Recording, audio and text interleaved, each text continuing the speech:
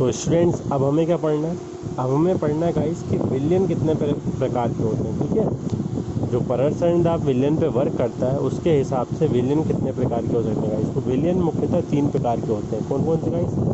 समपरासरी विलयन, अति परासरी विलयन और तीसरा वाला क्या गाइस? अल्प परासरी विलयन। समझ गया? परासरण दाब के गुणधर्म के आधार पर जो विलयन होते हैं, विलयनों को 3 भागों में बांटा गया है स्टूडेंट्स। कौन कौन से?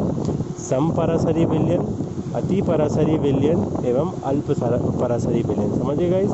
Isotonic solution, hypertonic solution and hypotonic solution. ठीक है गाइस? अब ये समपरासरी विलयन क्या होते हैं? नाम ही है समपरासरी। सम मतलब क्या होता है गाइस? समान, और परासरी मतलब परासरण दाब। अगर हमने गाइस 2 विलयन लिए हैं, क्या लिए हैं? 2 विलयन लिए हैं, और अगर उनका परासरण दाब समान होता है, बराबर होता है, तो इस प्रकार के विलयन क्या कहलाते हैं गाइस? समपरासरी विलयन कहलाते हैं। समझिए गाइस? यदि 2 विलयनों का परासरण दाब समान है तो इस प्रकार के विलयन आपस में समपरासरी विलयन कहलाते हैं। ठीक है गाइस? उदाहरण के लिए क्या होता है, जैसे हम 0.91% नमक का विलयन लें, मतलब नमक की क्वांटिटी शक्कर की तुलना में कितनी है? 0.91% है। तो इंसान का जो ब्लड होता है, खून होता है, और नमक अगर 0.91% प्रेजेंट है, किसमें प्रेजेंट है? पानी में। तो ये दोनों के दोनों विलयनों का परासरण दाब, मतलब मानव रक्त का और 0.91% नमक वाले विलयन का, इन दोनों विलयनों का परासरण दाब आपस में क्या हो जाएगा? इस बराबर हो जाएगा। तो समझ गए समपरासरी विलयन क्या होते हैं? ऐसे विलयन जिनके परासरण दाब समान हो, आपस में बराबर हो, तो इस प्रकार के विलयन क्या कहलाता है गाइस? समपरासरी विलयन कहलाता है। समान परासरण दाब वाले विलयन कहलाते हैं। समझिए गाइस? उदाहरण में मैंने क्या बताया? 0.91% नमक की उपस्थिति वाला जल का विलयन और मानव रक्त, ये दोनों के दोनों आपस में क्या गाइस? समपरासरी विलयन होते हैं। ठीक है? अब गाइस क्या है, तो दूसरा वाला प्रकार है वो होता है हमारा अति परासरी विलयन। क्या होता है गाइस? अति परासरी विलयन और अल्प परासरी विलयन, मतलब हाइपरटोनिक सॉल्यूशन और हाइपोटोनिक सॉल्यूशन। ठीक है गाइस? अब इन दोनों को मैं आपको क्या करता हूँ गाइस? एक साथ बता सकता हूँ कि अति परासरी विलयन क्या होता है और अल्प परासरी क्या होता है। अति मतलब क्या होता है गाइस? अधिकता कर देना, बहुत ज़्यादा कर देना किसी चीज़ को। ठीक है? अति कर देना बोलते हैं हम, तुमने अति कर दी है। ठीक है?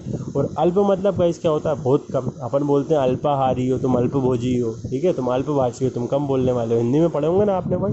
तो अति मतलब क्या होता है गाइस? अधिक होना, और अल्प मतलब क्या होता है गाइस? कम होना।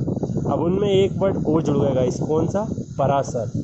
अति परासरी और अल्प परासरी विलयन, हमें ये बताने गाइस क्या होगा। अति मतलब मैंने क्या बताया गाइस? अति मतलब होता है अधिक। अल्प मतलब क्या बताया मैंने गाइस? अल्प मतलब होता है कम।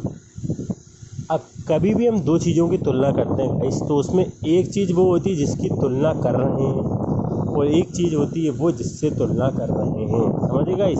एक जिसकी तुलना की जाए और दूसरा जिससे तुलना की जाए। ठीक है?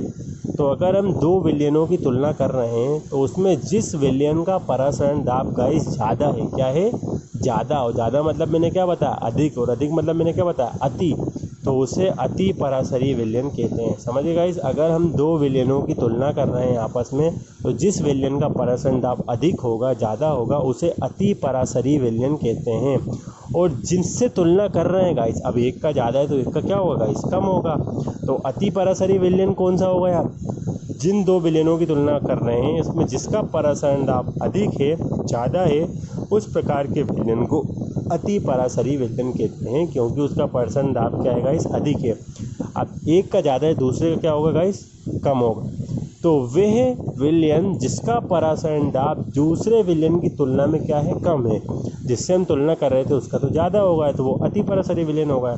तो ऐसा विलयन जिसका परासरण दाब दूसरे विलयन की तुलना में कम है, उस प्रकार का विलयन अल्प परासरी विलयन कहलाता है, हाइपोटोनिक सॉल्यूशन कहलाता है। समझिए गाइस? तो ये हो गए परासरण के अकॉर्डिंग, यानी परासरण के अनुसार विलयनों के प्रकार 3 प्रकार के होते हैं: समपरासरी, अति परासरी और अल्प परासरी। समपरासरी विलयन क्या होते हैं? ऐसे विलयन जिनके परासरण दाब समान हो, समपरासरी विलयन कहलाते हैं। अति परासरी विलयन क्या होते हैं गाइस? ऐसा विलयन जिसका परासरण दाब जिससे तुलना कर रहे हैं उसकी तुलना में अधिक है उसका परासरण दाब, तो इस प्रकार का विलयन अति परासरी विलयन कहलाता है। अल्प परासरी विलयन क्या होता है गाइस? इस प्रकार का विलयन जिसका परासरण दाब जिससे तुलना की गई है, ठीक है, उसकी तुलना में उसका परसेंट दाब गाइस क्या हो रहा है, यदि कम हो रहा है तो इस प्रकार का विलयन क्या होता है गाइस, अल्प परासरी विलयन होता है। और जब भी सम परासरी विलयन की बात आई गाइस तो याद रखना सम परासरी विलयन में दोनों विलयनों की मोलर सांद्रताएं क्या होती हैं, समान होती हैं। मोलर सांद्रताओं के मान बराबर होते हैं, मतलब N1 बराबर होता है N2 के।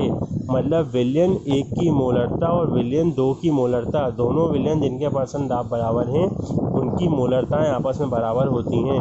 और जब मोलरताएं बराबर होती हैं तो उनके भार और द्रव्यमान का अनुपात, मतलब उनकी ग्राम पर लीटर में सांद्रता और उनके विलय के अणु भारों का अनुपात हमेशा बराबर होता है। मतलब W1/m1 ग्राम पर लीटर में सांद्रता अपॉन विलय का अणुभार बराबर होगा दूसरे वाले के।